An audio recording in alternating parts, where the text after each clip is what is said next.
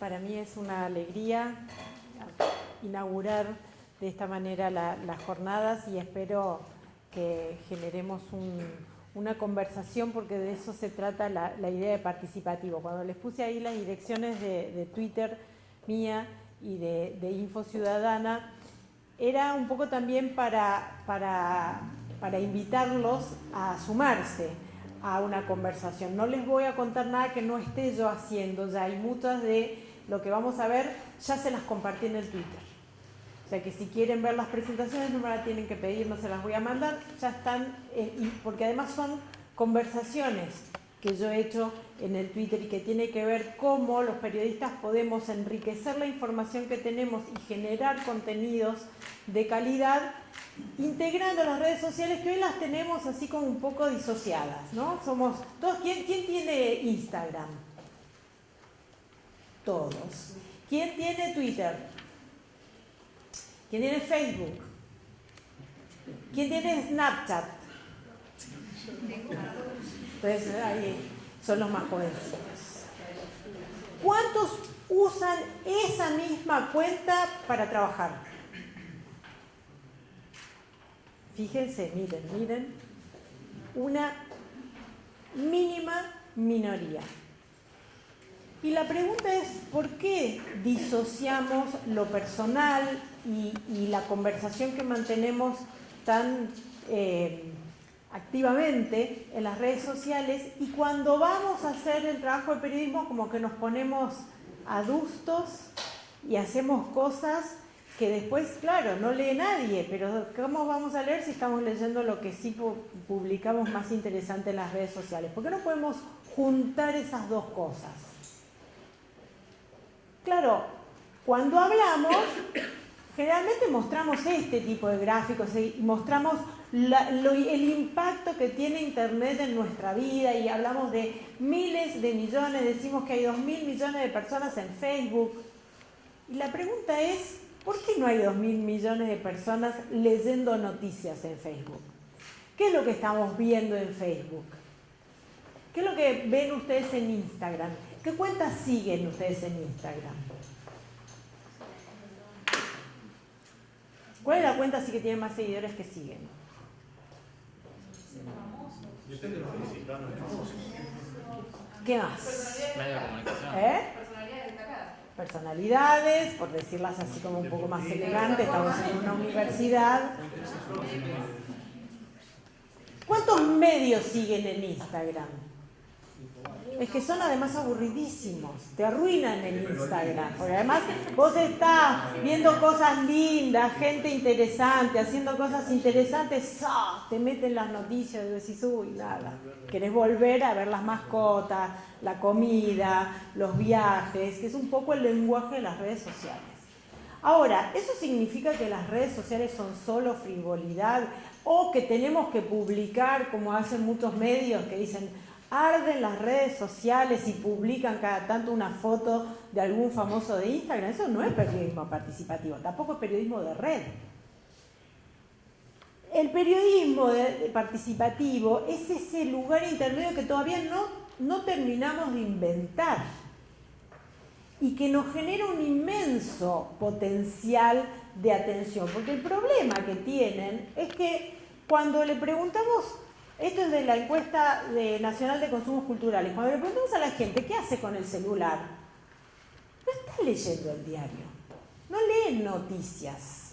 De hecho, fíjense que la actividad que más hacemos es escuchar música, que sería una actividad en solitario si no la hiciéramos en red. Entonces empezamos a escuchar cosas que nos recomiendan, no solamente el algoritmo, sino los amigos, ¿sí? Nos comparten videos, nos comparten cosas que tenemos que escuchar y las vamos escuchando en el móvil.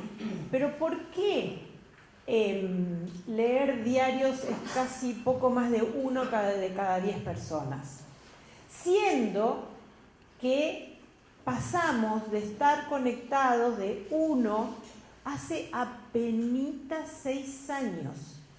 Había un 9% de personas con teléfonos inteligentes, es decir, con capacidad de recibir videos e información de esta que ahora consumimos habitualmente. Y ahora, ya en el 2017, más del 70% está conectado. Eso solo, fíjense el impacto político que tiene. Aunque creamos que ya existía Facebook en la elección del 2015, existía Facebook, existía Instagram, existía Twitter, pero no teníamos teléfonos con datos. La diferencia de la elección del 2015 y la del 2019 es este 70% más con disponibilidad de datos. Eso significa que tenemos acceso a una lógica de información que es mucho más compleja que la que estamos habitualmente, que es más que un mensaje o algo que yo recibo. Fíjense lo que pasa también en la misma encuesta con el tema de los diarios. Pasó exactamente al revés que en el teléfono. En el 2013 el 73% decía que leía diarios. En el 2017 solo un tercio. Y fíjense que también nos equivocamos en el diagnóstico cuando pensamos que del diario en papel pasamos al digital. No, la gente abandonó el diario en cualquiera de sus formatos. Solo 1 de cada 10 personas en la Argentina lo lee todos los días. No hay periodismo posible si 1 de cada 10 personas consume noticias. Por más que lo hagamos divino, porque vamos a estar todos peleándonos por ese 1%. Y además lo hacemos torpemente, porque lo hacemos con reglas sucias, y ahí entonces aparece todo lo de las fake news y todo esto, que es para otra charla. Pero, ¿cómo hacemos para que ese 90% que no está desinteresado de la actualidad, que no está desinteresado de lo que le pasa al mundo, lo que está leyéndolo es por otras vías, no los medios de comunicación? Entonces, cuando a mí me preguntaban hace un ratito en la entrevista cuál era el futuro del periodismo, el futuro del periodismo está en el 90% que no lee hoy las noticias de hoy. ¿Y dónde está esa gente? Están, sí, en redes sociales. ¿Y cuál es el lenguaje de las redes sociales? Ustedes lo manejan. La mitad de la población de Latinoamérica tiene menos de 30 años. Entonces, son ustedes los que nos van a enseñar cuál es el lenguaje. Y nosotros somos los que les vamos a enseñar cuáles son los contenidos. Pero todavía no logramos encontrar esos dos espacios. Fíjense lo que pasa a nivel mundial. Información que también está disponible en el Twitter. Esa se la debo, es el otro hilo que les voy a copiar después que termine. Esto es el Digital News Report de la Universidad de Oxford. Es el informe de consumos digitales más completo que hay y está Argentina incluido en los 38 países. Así que no podemos decir que no tenemos datos fresquitos de lo que pasa en Argentina. Pero estos son los diarios mundiales, los datos mundiales. Fíjense que la búsqueda de noticias cayó estrepitosamente de 45 en 28 en solo 2 años en los de medios gráficos. Pero también cayó en el online. Insisto en este concepto porque la idea de que si nos hacemos digitales ya automáticamente vamos a traer ese 90% es falsa. También está cayendo. ¿Por qué? Porque cuando los medios se van en online siguen haciendo las mismas cosas que hacían cuando hacían la gráfica, que fue la razón por la cual nos fuimos de ahí. ¿Cuál es el diagnóstico principal? Y acá es el punto en el que insisto, porque tiene que ver acá con un concepto teórico. Cuando los medios eran masivos y la información era escasa, un montón de gente escribió variedades del principio de que la información era poder. ¿Sí? ¿Por qué? Porque la información era escasa. Entonces, el que tenía la información tenía un poder que no tenía el otro.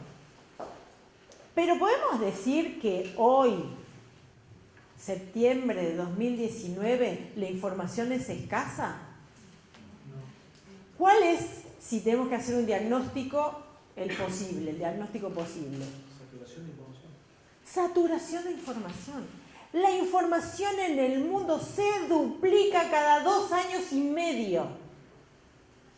Antes, en las casas se recibía un diario con suerte y todos leían y tenían todo el día dando vuelta el diario. A la mañana lo leía uno, a la tarde otro, al día siguiente lo usaban para limpiar los vidrios, pero el diario vivía ahí, ¿no? Hoy, ¿cuántos medios se recibe en cada casa de ustedes?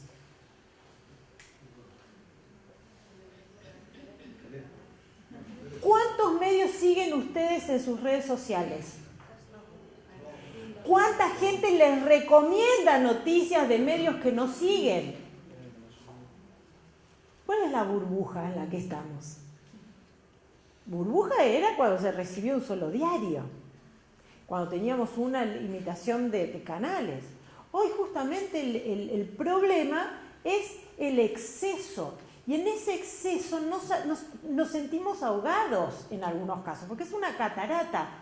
De hecho, yo quería mostrar esta cadena de tweets que había mandado apenas la semana pasada. Y me costó un montón de tiempo buscar, porque ya se había ido, ya Twitter se había olvidado de lo que yo hacía. Entonces, fíjense que nosotros estábamos con esta idea de que si la información era poder, el que manejaba el poder y esa información era el poderoso y además era el que me concedía el bien de la celebridad que yo necesitaba para decir mis cosas. Entonces, si yo era ungido por el medio y me convocaba, tenía esa posibilidad de escuchar la voz. Entonces, en nuestra lógica, la idea era: busquemos nuestros 15 minutos de fama que nos prometió Andy Warhol. Bien, en 2019 los tenemos garantizados. Incluso tenemos más fama de la que estamos capaces de soportar, porque nos damos cuenta que publicamos incluso más de lo que deberíamos publicar y que muchas veces cosas que compartimos nos trajeron algún problemilla, ¿sí? Imagínense, gente más importante. Entonces, ¿qué es lo que es escaso? Si nos sobra la información, nos sobra la celebridad, todos somos visibles. Es más, ahora la diferencia es pasar desapercibido. Si no sabemos cuándo nos está filmando una cámara de seguridad del supermercado y somos la celebridad de la noche, si damos la casualidad que entraron a robar y soy el protagonista inopinado de la noticia del día. ¿Cuál es el bien escaso en estos tiempos? La fuente. La precisión. ¿Qué es lo que nos falta? Que todo el mundo llegamos al final del día y decimos: ¡ah! Tiempo. Nos falta tiempo, nos falta posibilidad de hacer cosas que hacemos. ¿Por qué? Porque se multiplicó la información, se multiplicaron los medios, pero nuestra capacidad de atención sigue siendo limitada. Por más que ustedes se hagan los multitasking y todo eso, es difícil sostener dos cosas simultáneas, por lo menos con mucha atención. Entonces uno sí tiene 2 o 3 pantallas prendidas, pero no le está prestando atención a ninguna. Con lo cual también se nos complica la manipulación, porque ¿cómo voy a manipular a alguien que ni siquiera me está escuchando? O sea, ¿entienden que está todo como trastocado? Y en este contexto, ¿qué es lo que los medios necesitan? ¿Necesitan visibilidad? No, la tienen. ¿Necesitan información? No, les sobra. Ni siquiera tienen que mandar a los periodistas a ningún lado porque les mandan gacetillas a raudales. ¿Qué es lo que les falta? Credibilidad. Porque cuando hay algo complicado, lo que yo consulto en primer término es aquel al que le cree, y de ahí el crecimiento de WhatsApp. Que no es que los medios van a tener que ir a WhatsApp. En WhatsApp consulto o leo a aquellos a los que le creo. Entonces, el desafío es superar estos gráficos. Este es un gráfico del Latinobarómetro. Estas son 20 años de credibilidad de las instituciones en toda Latinoamérica.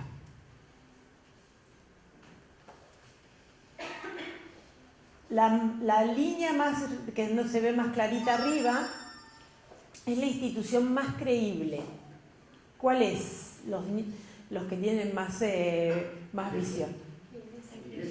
La Iglesia es la institución más creíble en Latinoamérica. periodistas y universitarios sabían eso. Siempre que pongo el dato, entonces sorprende porque estamos en ambientes en donde creíamos que eso era parte de la Edad Media y que ya no ocurría más.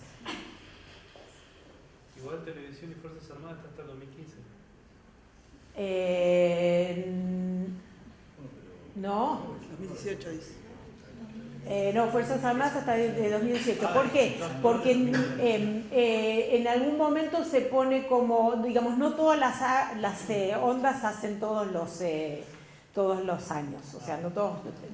Fíjate que, por ejemplo, abajo, voy a dejar acá un segundo el micrófono.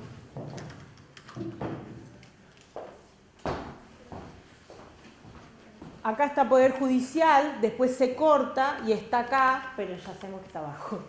¿Sí? Partidos políticos.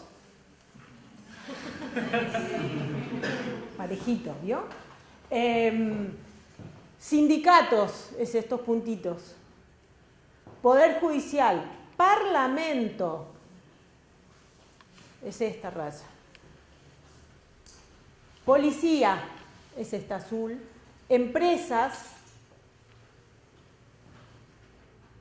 gobierno es la más oscilante, ¿sí? Esto, entiendo, son los gobiernos de los 28 países de Latinoamérica, pero fíjense que hay una constante en este gráfico. ¿Qué es lo que es más o menos constante?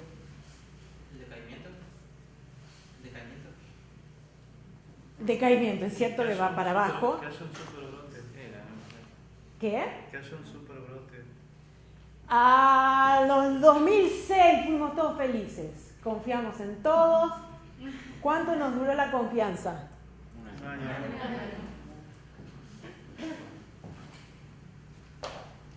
¿Y qué en esas oscilaciones? ¿Qué notan?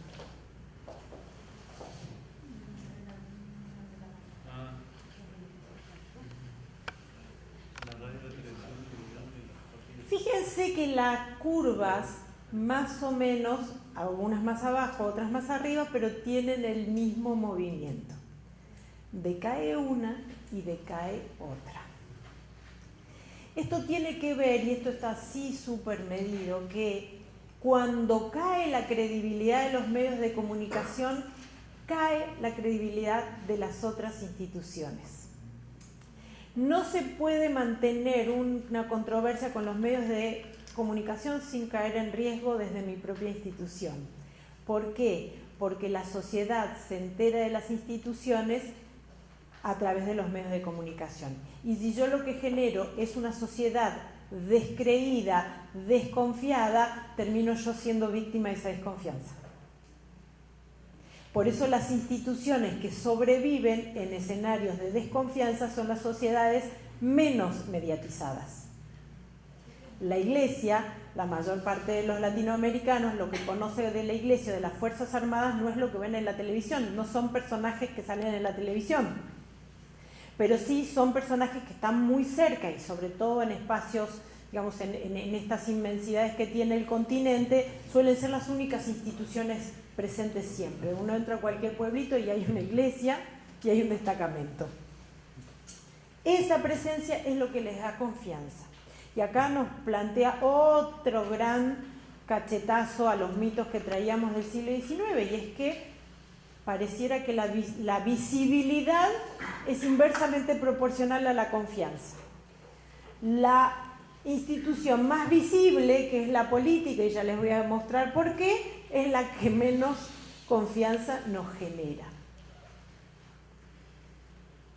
Y ahí tenemos una paradoja que es interesante desarmar. Y fíjense cuando le hacemos esa misma pregunta a los periodistas.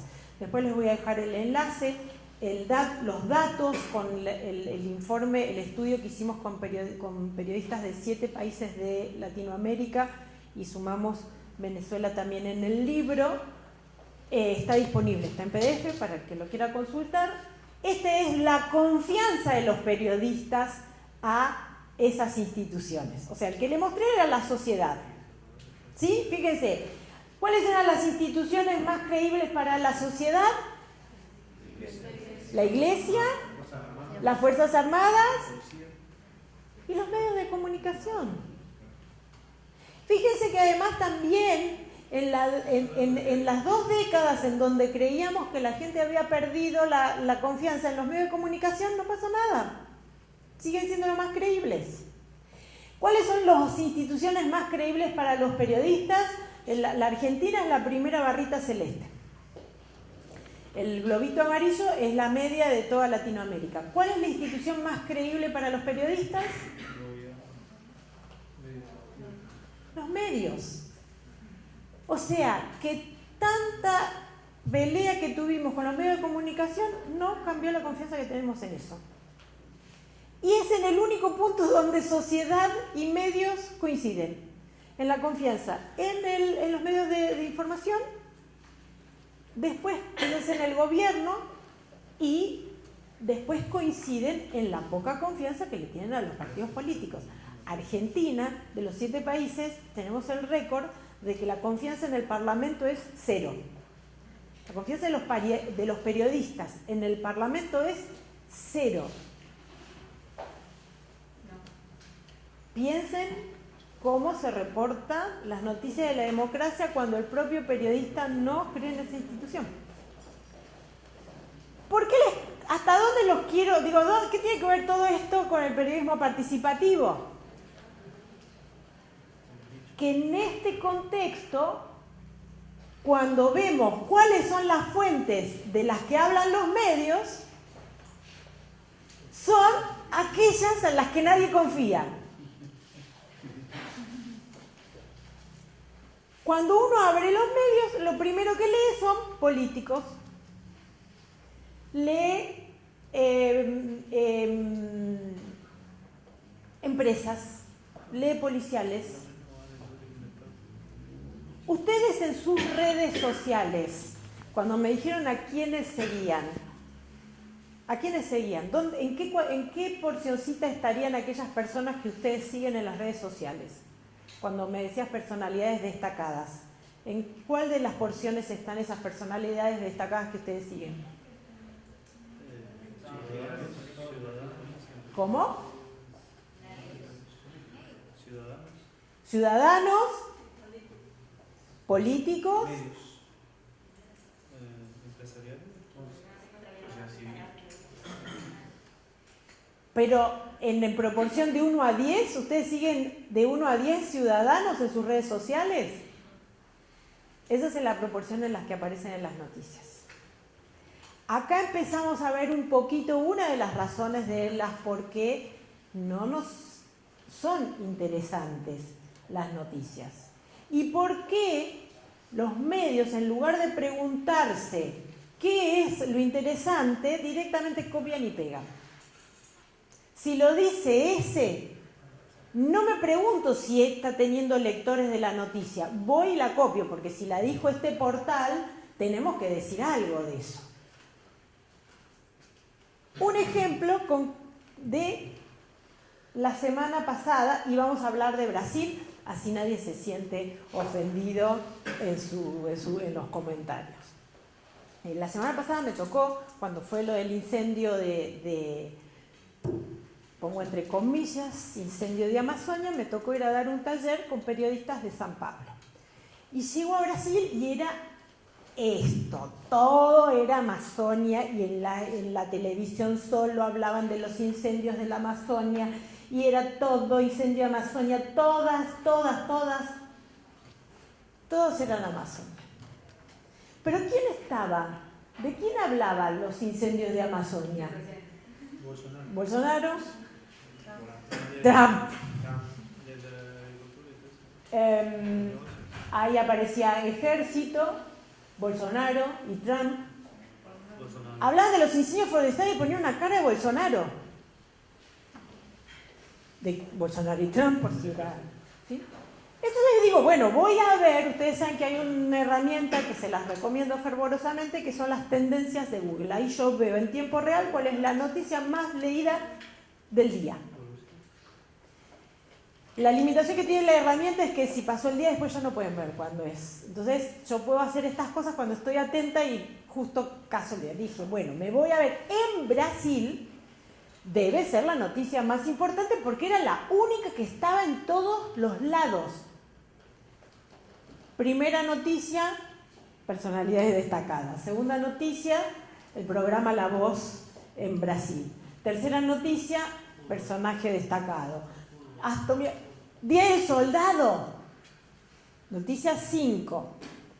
Noticia del 6 a 11. Nada. Noticia 11 a 15. Fútbol aparece. Yo decía, pero no puede ser, estoy viendo bien.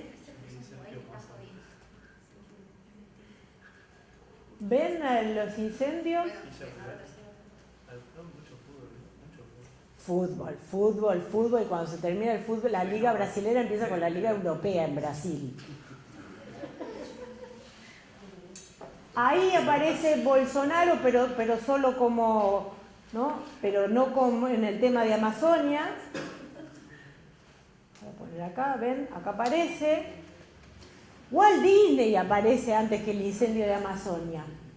Entonces la pregunta es, ¿qué pasó? Me voy a fijar si todas las palabras que aparecían asociadas a incendios de Amazonia, ¿sí? Que era Amazonia, queimada en Amazonia, desmatamiento, que era además el eje. Fíjense, en los últimos 5 años, el interés por el tema de los incendios de Amazonia. Y acá empezó mi curiosidad, ¿por qué? Porque 2 días antes había escuchado en Buenos Aires a Fernando Enrique Cardoso, que vino a dar una charla a Poder Ciudadano, y le preguntaron, obviamente, los incendios de Amazonia. Y Fernando Enrique Cardoso, que es anterior a Lula, dijo, se incendia todos los años. No entendemos cuál es la noticia, porque son los incendios cíclicos, ¿no? Es más, entro en el mapa a ver dónde estaba en este pico de búsquedas. ¿Ven? Acá lo que sí se veía era que había un pico de búsquedas para los incendios de este año. Digo, voy a ver en este pico de búsquedas de dónde son, si son efectivamente de Amazonia. Y no, fíjense, la mayor interés por los incendios era de cualquier estado menos de los estados de Amazonia. O sea, había más incendios en Paraíba, Bahía, en Pernambuco, en Tocantins, en Piauí. Y ahí es donde empieza lo de que les digo, lo del periodismo participativo, porque obviamente hice una nota con hice un informe sobre esto. Entro al mapa satelital de los incendios de Brasil, que no permite mentir, primero porque es el Instituto Nacional de Investigaciones Espaciales y segundo porque es digamos, una imagen satelital. Y efectivamente, los lugares con más incendios eran la Mata Atlántica, que son esos estados, y Bolivia. No se estaba quemando Amazonia. Y la pregunta es, ¿y por qué nadie habla de las fake news? Tanto que les gusta hablar de las fake news, si en este caso... Si yo además ponía el 2004 en las búsquedas de Google, fíjense que encontraba que el momento de más interés coincidía además con el momento de los incendios más voraces, que fueron para el 2007 y 2008. ¿Quién era el presidente de Brasil en ese momento? Lula da Silva. Con lo cual, el interés global por la Amazonia se lo debemos a Bolsonaro. O sea, si no hubiera un presidente tan antipático en el poder, seguramente hubieran pasado como otros años, nadie se le hubiera ocurrido de culpar a la gestión y a la administración, y de alguna manera tiene un lado positivo. Pero fíjense que estas son las búsquedas de noticias, también coinciden. Estas eran las noticias que se hicieron esa semana, ¿sí? Y esto es lo que les digo que a veces se ve en tiempo real. Fíjense que el interés por el tema solo se dispara en el momento en que Bolsonaro hace un mensaje explicando qué pasaba. Pero no necesariamente acá cuando empezó a haber una gran cantidad de noticias. Si se fijan, este es el dato de la serie histórica. Fíjense que el interés de la gente por las noticias coincide con los picos históricos de los incendios forestales en Brasil. ¿Dónde están los incendios forestales de 2019? Es de hecho uno de los más bajos de la historia. ¿Ustedes sabían eso? Sabía que el incendio era del lado de Bolivia, no, justamente más. Inclusive hay un video de Evo Morales sofocando el incendio. Porque además, una de las acusaciones a Bolsonaro es que estaba privatizando la tierra. Evo Morales, el 9 de julio de 2019, habilitó un decreto para el desmatamiento de las zonas de la Amazonia boliviana. O sea, que si había un presidente al que cuestionarle, era Evo Morales, ni mu. ¿Dónde estaba acá la verdad de la información? En esos datos que me daba la inteligencia colectiva de las búsquedas. ¿Qué quiero decir? Si no estaban buscando, si no estaban interesadas por la noticia, por más que yo se la estaba ofreciendo, ahí había una clave. Ahí el interés que hoy puedo ver en tiempo real me estaba diciendo mucho más de lo que yo estaba leyendo.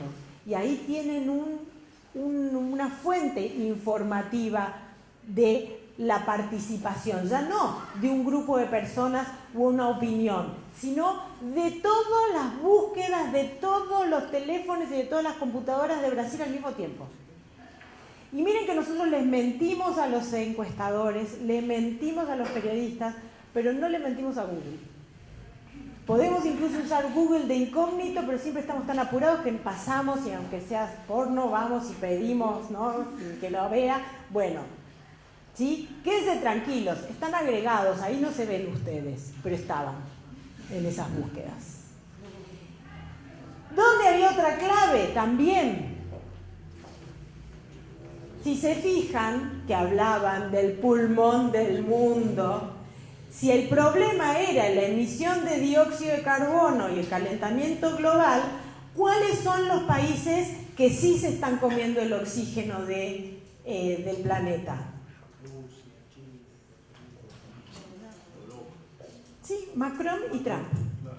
Los que se suponía que nos iban a dar las soluciones. Entonces también era obvio que en un momento de una cumbre, estos dos que no tienen, saben que están en falta, porque de hecho están pendientes con el pacto contra el calentamiento, están en situación irregular, decían, sí, vamos contra Brasil, ¿sí?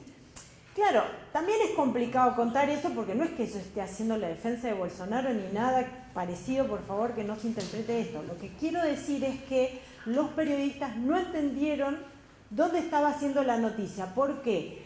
Porque la historia de la Amazonia y de la ecología era tan hermosa que nadie se la iba a perder.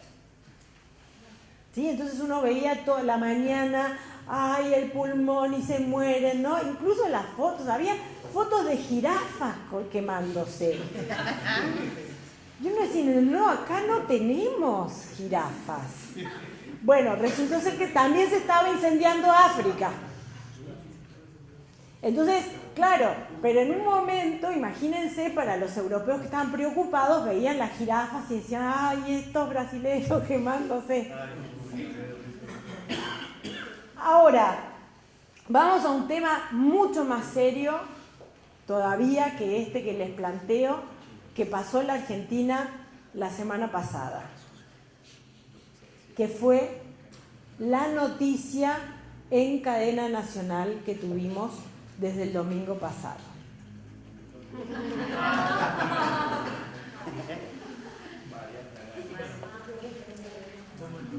Mariana Nanis, haciendo sus explosivas declaraciones, estaba acá el domingo. ¿Y después nos interesó? No. Se murió el tema para la mayor parte de los argentinos. Estas sí son búsquedas argentinas, acá los brasileños no tienen ninguna culpa. ¿Sí? Esto lo hemos hecho solitos nosotros. Fíjense las noticias. Al viernes, a última hora, había 1.396 noticias sobre Mariana Nanis y Claudio Paul Canigia. ¿Puede haber interés para tantas noticias?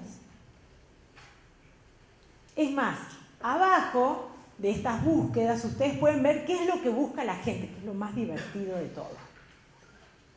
Entonces, en las búsquedas de la palabra Mariana Nanis, la principal búsqueda es ¿quién es el marido de Mariana Nanis? Para los no millennials es claro, pero para los millennials como yo y como ustedes, ¿quién es esta señora y de qué está hablando? Ese interés fue un día, pero los medios siguieron y de hecho fíjense, martes y miércoles era un exceso. Y esto también nos pone en cuestión en tiempo real la capacidad de agendar que tienen los medios. Porque también en el pasado, como no lo podíamos medir, jugábamos la sospecha de que sí agendaban a favor de nuestra... se están agendando, porque fue la noticia del día. Fue la noticia de los medios. ¿Es la noticia que la gente lee? Ahora sabemos que no. Y es devastador, les cuento. ¿Sí? Ahora, es incómodo plantear para una redacción que se pasó 3 días siguiendo esto, cuando yo les muestro, yo soy la antipática del Twitter cuando les comparto estos hilos. Era la noticia 104 en el ranking del viernes que digamos que cerró esa semana, ¿no? El 27 de agosto creo que fue. No, el 30 de agosto. ¿Cuál noticia estaba después de Mariana Nanis? O sea, en el puesto 105.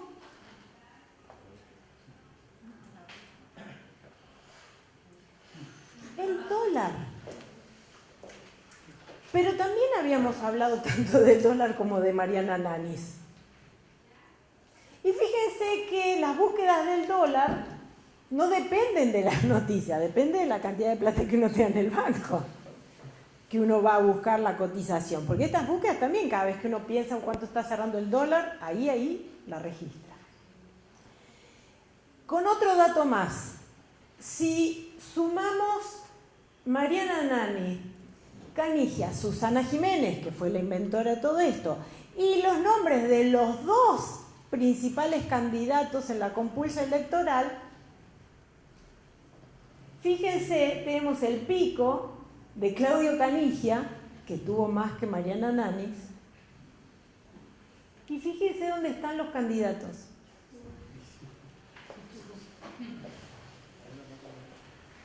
¿Se queda claro esta idea de que ojo que las noticias no son lo que estamos leyendo? Ojo que los personajes de los que hablan las noticias no son los que nos generan interés. Y ahí, cuando yo empiezo a hablar de cosas que no tienen ninguna irrelevancia, sí tienen importancia. Todas estas personas son personajes muy importantes en su estilo. Y acá vemos qué pasa en todo el mundo. No es un problema de los argentinos. Por eso también les quería compartir el caso de Brasil. Está pasando lo mismo allá. Está pasando en todos los medios. ¿Qué es lo que dice la gente por la cual no leen noticias?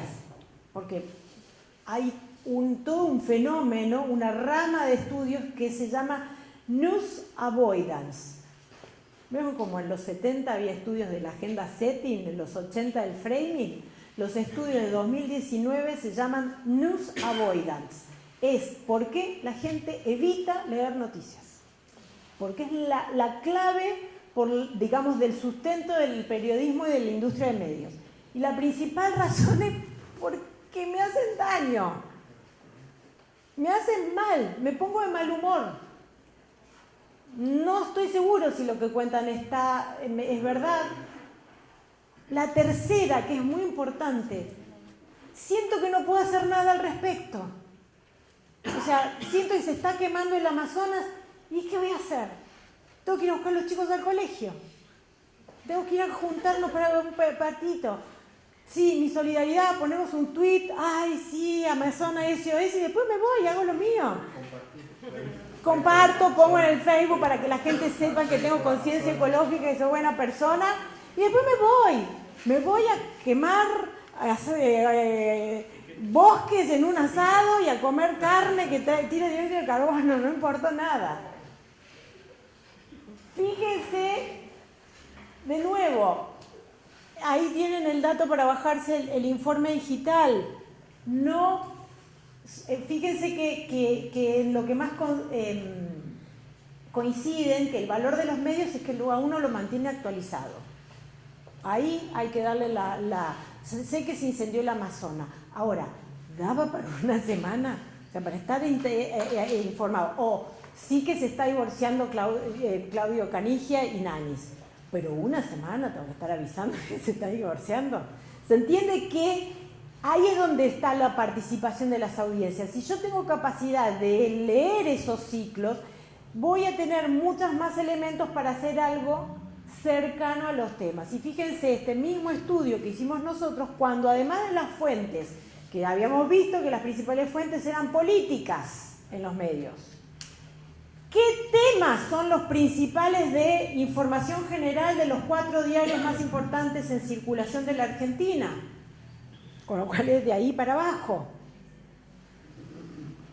Casi un cuarto gobierno. Si le sumo política, que es un 10%, tengo un tercio de noticias hablando de política y gobierno y de políticos, que, insisto, eran los de menos creíbles. Si sumo policiales, porque además los policiales habitualmente tienen que ver con juzgados, policía, también funcionarios, ahí ya tengo casi la mitad de las noticias relacionadas con temas de funcionamiento burocrático. ¿Por qué digo eso? Porque 18% son de catástrofes, salud, transporte, derechos humanos, educación, vivienda, problemas sociales, energía, ambiente, defensa y religión. Y acá tengo también la clave de la cobertura de Amazonia.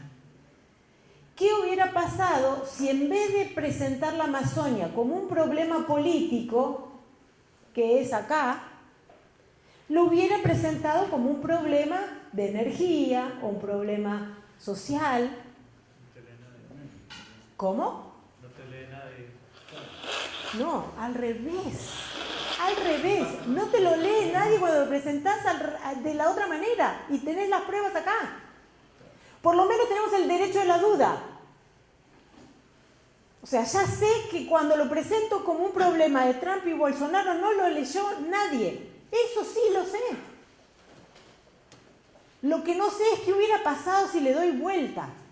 Y un amigo mío sí lo hizo, se fue a la Amazonia, Joaquín Sánchez Mariño, síganlo, es un gran periodista, tiene 30 años y está haciendo unos cambios súper interesantes. Se fue a la Amazonia y encontró uno de estos criminosos de los que hablaba Bolsonaro, que es uno de los que está comprando ilegalmente la tierra. La nota de él es súper interesante. La nota de Joaquín, digamos, las redes de Joaquín, siguiendo toda la semana, metiéndose en la Amazonia, quemándose, también es interesante de seguir, porque nos iba transmitiendo el directo, y lo estaba haciendo desde su cuenta de Twitter. Fíjense, esto se llama periodismo de soluciones, y es una de las alternativas que está pasando. Y ellos sí también encuentran que los temas que más se requieren, que más se están desarrollando, son justamente esos temas subvaluados en los medios. ¿Y qué ha pasado? El problema es que no fue el foco, porque muchas veces la noticia de infraestructura o de viviendas es una noticia de vivienda, pero terminamos planteando como una noticia de gobierno. ¿Quién inauguró? ¿Quién hizo? ¿Quién no hizo? O sea, también hay como una lógica. Entonces, claro, después resulta que no es interesante para el que estaba pensando en la vivienda, porque estamos hablando más de lo burocrático. Fíjense en el ranking de confianza, este es un estudio acerca de en quién confiamos. Este es un estudio mundial, ya no es solo en Latinoamérica. Fíjense, este es el cambio entre 2016 y 2017. Todas las personas, todos los grupos han caído en confianza a nivel mundial. El que menos cayó es alguien como yo, que son las personas que seguimos en las redes sociales. ¿Cuántas de esas personas que seguimos en las redes sociales y en las que confiamos son fuentes de nuestras noticias? ¿Cuántas las involucramos? Contamos sus historias.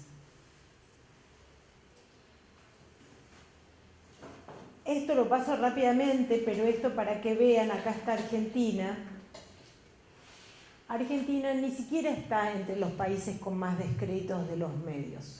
Los países que tienen más problemas de credibilidad de los medios son China, Indonesia e India. Entonces, también, ojo cuando repitamos, porque podemos hacer también el efecto Amazonia, ¿no? Repetimos esto, los medios perdieron confianza y todo. Ojo, hay que buscar datos y darnos cuenta que quizás no estamos en el peor de los mundos, es decir, que todavía tenemos un interesante lugar para crecer. Y esto, y acá voy cerrando y les doy solo unos ejemplos posibles de este periodismo participativo para que vean que hay medios que ya lo están haciendo y les está yendo bien. Eso es lo mejor. Es decir, que ya también esta duda que les daba de no leen las noticias de política o leen las noticias como las venimos haciendo. No. El problema es que no leen las noticias como las venimos haciendo. Y no solamente acá, en Argentina, en Río Gallegos, no, en el mundo. Y estamos todos viendo para dónde podemos encontrar la solución. Y sobre todo porque los más jóvenes, que ya, como les decía, son la mitad de la población, son los más refractarios a leer noticias negativas. Por eso se engancharon más con la chica, la sueca, que está planteando un mensaje de la Amazonia, ¿sí? Greta Thunberg, creo que se llama, y que cruzó el Atlántico y tal y cual. Es mucho más interesante que el problema político entre Macron, Bolsonaro y Trump, para entender lo que significa el calentamiento global. Entonces, ¿qué digo? No es que a las audiencias no les interese el calentamiento global, porque cuando aparece un personaje como yo, que lo explica desde la mirada que podría tener, me interesa. Fíjense la cantidad de vistas que tiene la charla de Greta en la charla TED que dio. La cantidad de veces que leen el nombre de ella. Un ejemplo de plantear una noticia sin la negatividad, lo cual no significa que haga propaganda. Por ejemplo, países que sí resolvieron el tema de inflación. No estoy diciendo que lo están haciendo bien. Estoy diciendo, otros lo solucionaron. Al contrario, a veces es más denuncia mostrar que otros lo solucionaron, que solo quedar en nos vamos a morir, se viene la hiperinflación. ¿Se entiende? Sí, yo estoy comunicando lo mismo, pero estoy dándole al lector un elemento para eliminar la negatividad absoluta de la noticia. Otro tema, esta es una sección de La Nación. Nosotros, ahí ven ahí arriba que se llama Info Ciudadana, nosotros nos dedicamos a dar talleres de este tipo de cosas y en su momento nos contactamos con la gente de Periodismo de Soluciones, vinieron, es una ONG de Estados Unidos, vinieron a explicarnos cómo hacían. La Nación tomó la iniciativa y empezó con una sección. El lunes vamos a tener un encuentro para ver, de un año después de que empezamos estos talleres, cómo estaban haciendo. Y otro que empezaron a trabajar con esta idea es Redacción, ¿no? Es un medio nuevo que empezó el año pasado. La idea es red, acción. Justamente es transformar la red en acciones.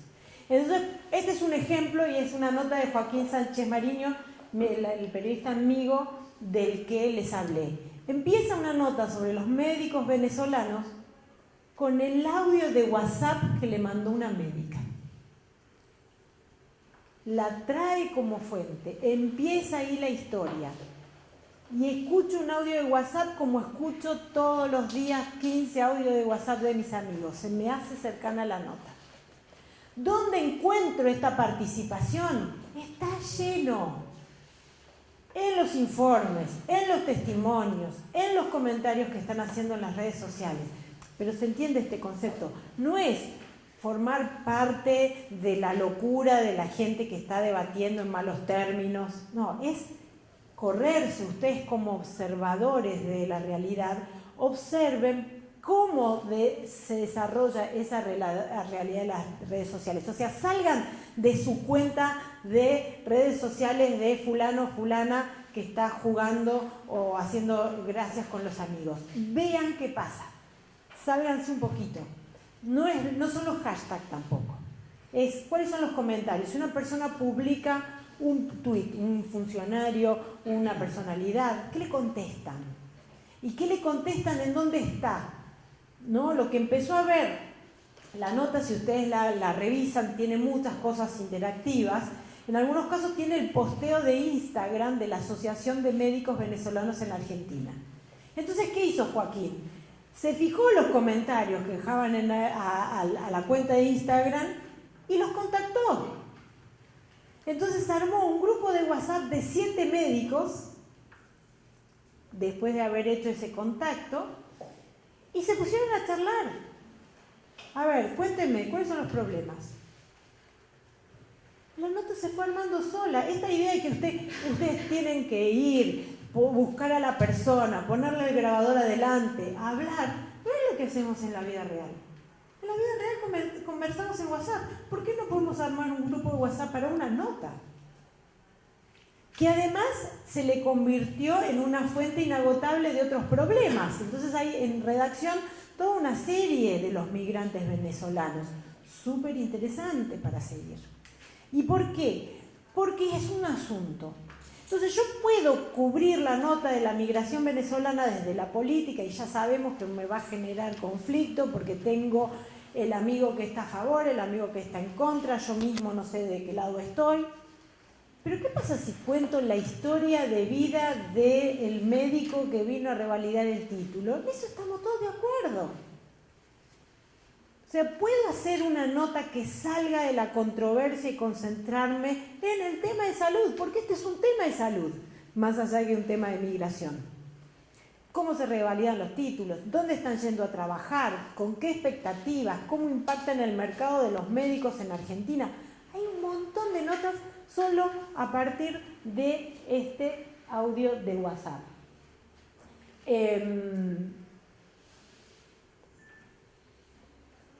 Esta es otra alternativa, una reformulación del periodismo ciudadano. ¿Sí? Este es un diario de Colombia que directamente tiene un editor para las contribuciones de los ciudadanos. En vez de estar desde la redacción para pedirle siempre a los mismos expertos que escriban notas, el espectador le dijo, mándenos. O sea, es jerarquizar lo que eran las columnas de lectores, las cartas de lectores que siempre existieron. Nosotros le vamos a poner un editor y su nota va a tener la calidad de una columna cualquiera en el diario. ¿Quién se va a negar? Y tenemos un montón de gente trabajando para nosotros. Eso también es participación. La sección más leída del New York Times y la más reconocida como la nota del año 2017 y 2018 se llama Modern Love, amor moderno. Es una sección encantadora. Son historias reales de historias de amor. Algunas felices, en otras no tan felices, pero historias de amor. Que tienen que ver con cuestiones que atraviesan el mundo del trabajo, porque cuenta, estábamos enamorados, pero lo trasladaron a Cincinnati, ¿no? Es decir, también hay un montón de cosas.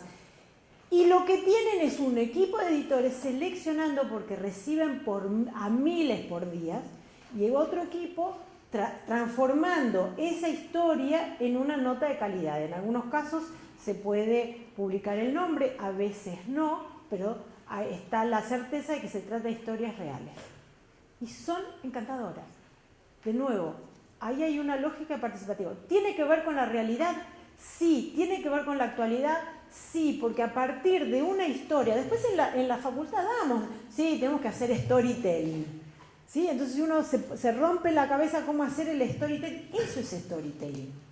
Son las historias de los ciudadanos a las que el periodismo le puede dar ese ascenso y transformarla en un tema del día. El ciudadano solo no lo puede hacer, pero el periodista que está mirando otra agenda tampoco. Y en la medida, lo que estaba probando redacción, ahora sí para cerrar, es que sí funciona. Y de hecho ellos tienen en muchas notas lo que se llama invitación a la acción. O sea, al final de la nota, si es una nota de suicidio, te digo, ya acá, clique acá y tenés la información del centro de suicidio. Si es una nota de los médicos venezolanos, ¿dónde te puedes inscribir? ¿Dónde los puedes contactar?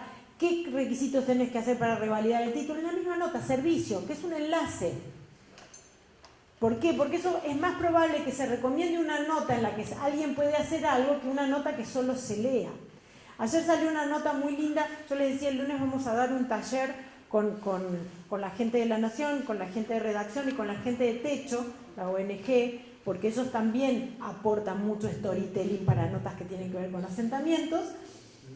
Y viene una periodista que se llama Marina Ayuso. Yo tuiteé una nota que hizo sobre el rapero de Fuerte Apache. Ustedes seguro si tienen Netflix, vieron que está la serie de Netflix de Carlitos Tevez. Bueno, es el momento, de pronto nos dimos cuenta, tenemos a Fuerte Apache, un barrio ahí, que empezaron a hacer una serie de notas. La nota tiene botones que dicen, además de escuchar al rapero, dónde está la asociación de se reúnen en el barrio Ejército de los Andes. Está decir, agregar a la nota servicio. ¿Por qué? Porque eso va a hacer que la gente vuelva, va a hacer que participa. Si alguien está en la foto, ustedes saben cuando los etiquetan en las redes. ¿Cuándo se preocupan? Cuando los etiquetan a ustedes. Si no, ni miran las fotos. ¿O no? Eso es traer la narrativa al periodismo. Etiqueten a la gente en las notas de periodismo. Entonces la gente se va a leer. Va a mostrarle a la vecina que salió en el diario o que contaron lo que pasaba en el diario, en el diario o en el portal o en la tele. Las redes sociales, que la transformación mayor no es que era de uno a muchos como eran los medios, o de uno a uno. Es de uno a uno a la vista de todos. Entonces yo también estoy viendo no solamente lo que publican, sino lo que dicen, lo que contestan. Salió una nota esta semana sobre el tema del discurso del odio y había citado una figura de Twitter muy importante con millones de interacciones. Y aquello por lo que se va a juzgar a los medios es por la cantidad de interacciones, que eso era la idea del periodismo participativo, y ahí tienen el libro y ya cierro esta parte, pero si tenemos un ratito de preguntas, encantada.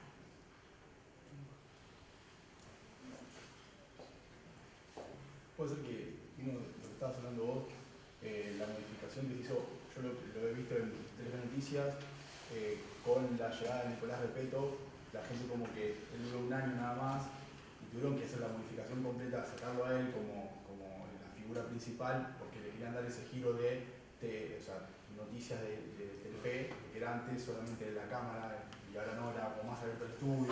Sí. Y lo corrieron a él como periodista porque ya a ver, el cuello que lo habrán como medido un poco. A ver, sí, va a ese lado. Salió a la calle él y no cerraba mucho, hacía agua por muchos lados.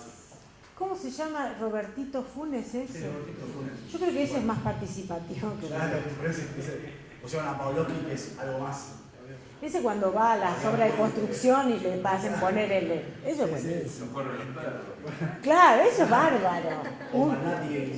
O Malnati en Canal 13. Eso es más de salir. No gente en el estudio moviéndose diciendo, ay, mira qué cancheros que somos. Todo cariño, Cristina Pérez, amiga, todo divino. Pero quiero decir, no es la informalidad en el estudio, sino las fuentes y los temas que vos traes al estudio. Por eso creo que Nacho Girón es muy bueno en eso y no tanto varío.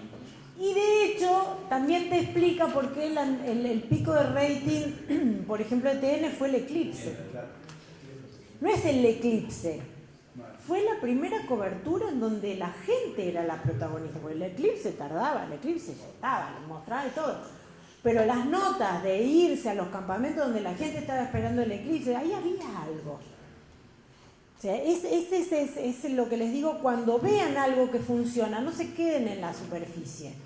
Intenten buscar la explicación de si había ahí alguna interpelación, si había gente se compartía y muchas veces se recomendaba, voy a salir en la tele, me hicieron la nota. ¿Sí? Y además también estaba cubrido, que también es lo que pasa con las catástrofes meteorológicas, que suelen ser también picos de audiencia. Los huracanes y todo eso, ¿por qué? Porque también tiene, primero, y vaya si eso no es una nota de calentamiento global. De nuevo, pero no es Macron ni Trump hablando del calentamiento global, sino mostrándote todos los problemas que trae ese tipo de cuestiones. ¿Sí? Hay que buscarla por ese lado, ¿no? Y encontrar, de nuevo, el tiempo fue el primer periodismo participativo, incluso antes de que supieran, porque cae granizo y la gente manda el granizo al medio. Y el medio publica la foto de granizo o la inundación. Eso es periodismo participativo. Ahora, ¿cómo de eso lo hacemos periodismo? Porque publicar la foto en la red, insisto, es el grado 0. ¿Cómo de eso hacemos un valor agregado y detectamos tendencias y detectamos inquietudes y cosas que pueden generar una serie de notas relacionadas con eso que está ahí? Bueno, el caso de participativo que fue bastante loco fue el de la PEU con el tren de apago. Se hizo un programa, pues. Claro, pero por eso te digo, eso es participativo grado 0. O sea, es como, bueno, ahora, ¿qué hacemos con eso? Si ahí hay una energía, hay una cosa, no es solo para que prenda y apague la luz, hagamos algo, hagamos un mensaje a la paz, no sé. ¿Qué más? Dale. Esto del periodismo por la positiva, ¿no? Destacando los valores. O sea, ¿qué punto no sería caer, digamos, en esto que se critica también en noticias de romantizar los problemas? No, por eso te hablaba, no era periodismo positivo, el periodismo es salir de la negatividad, que no es hacer periodismo positivo, y es dar soluciones, pero soluciones desde el punto de vista de investigación periodística. O sea, contar el problema, pero también contar cómo se solucionó en otro lado, que a veces es mucho más denuncia que la propia investigación. Porque si vos tenés un problema de turnos en el hospital público, que son los casos, por eso vieron que yo les ponía health como el caso de más grande, el tipo de servicios que uno tiene en el hospital público. Y vos detectás que en el pueblo de al lado lo solucionaron simplemente poniendo una página web. Vos decís, pará, si esto es así fácil, ¿por qué no lo hacemos acá? ¿Se entiende? A veces la solución también es una denuncia. O decir, un ejemplo que siempre ponen era la epidemia de ébola en África, que ponía como ejemplo, ¿no? Y entonces la nota decía, llega el fin, el ébola tomó África. Hablando con ellos dijeron, mirá, esas notas, nadie quiere enterarse que se va a morir, que hay una epidemia. A los 2 días hicieron una nota que decían, ¿cómo en Nigeria pararon la epidemia de ébola? No estaba diciendo que no había epidemia de ébola, pero estaba diciendo cómo se podía parar y cómo se podía parar en los otros países, porque ellos sí lo habían solucionado. Entonces también vos estabas denunciando que los otros países no estaban tomando esas medidas. ¿Tá? No es el periodismo de valores, no es el periodismo de propaganda, no es el periodismo de logros, porque ese también es aburridísimo. De nuevo, ¿qué les pasa a ustedes en las redes sociales? Ustedes ponen la foto súper tuneada, súper editada y tal, y se la hicieron con 50 filtros.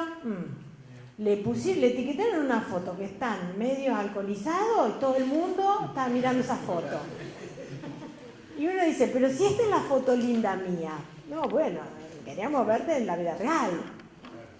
Entonces ahí también tienen claves de lo que se trata. No se trata del periodismo artificioso, sino del periodismo que apunta a algo que yo estoy preguntando. Claro, como que los medios se enfocaron más en contar la realidad que se olvidaron de contar la realidad. Se quedan con una versión de la realidad. Claro. Y se olvidaron de contar la realidad desde la perspectiva de los que se suponía que consumían las noticias.